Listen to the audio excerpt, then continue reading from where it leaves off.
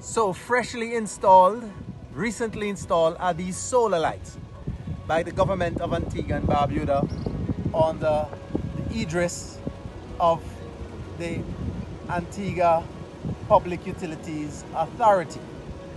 And we want to ask a few questions at the end. So this is the trek in. It's more than a quarter of a mile, almost 3/4 of a mile in. And so we're trying to make hay while the sun shines. The sun is setting in the afternoon, and if you look, you'll see these solar lights on the way into the farm. Now, on the hill,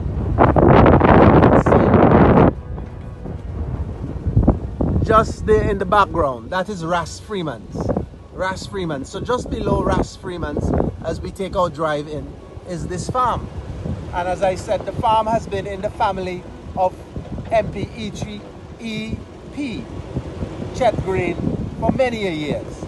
But interestingly, whereas many parts in the St. Paul constituency, many communities are without lights, it's very dark and overgrown with bush.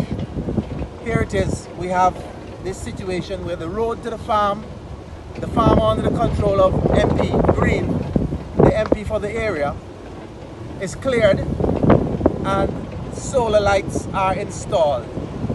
And this is what obtains in St. Paul at the moment. So here we are coming up onto the borders of the farm,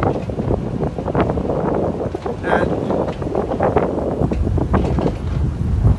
this is what obtains more than 3/4 mile, almost a mile from the main road. And we see several solar poles, utility poles. This is the entrance to the farm. So we have a situation here in Liberta where this MP E.P. Chet Greene is now embarking seriously on farming, taking over his family farm, a farm that his father worked for many years.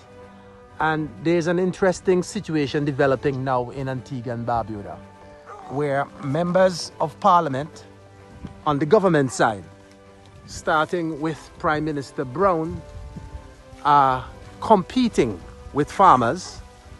Prime Minister Brown entering into farming in recent times, and now we see MP Greene leveraging his position as a minister of government in having these solar lights installed around his farm. And we know these were brought in by the government for installation around the country. And we also see in recent times in the area of Dunnins, in the southeast of Jennings community, clearing undertaken by MP Malwin Joseph. And we know a farmer of long standing is none other than the oldest MP on the government side, on the government benches, Robin Yearwood. You know, he has been a goat herder for decades. So we see members on the government side in the Gaston Brown administration are now entering into farming and competing with local farmers, leveraging their position in the government for an unfair advantage.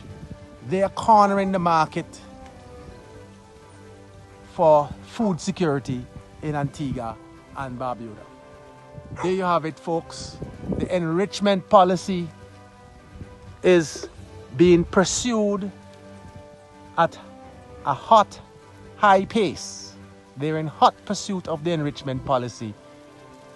George WEHNER reporting from Liberta in St. Paul in the southeast of Antigua and Barbuda.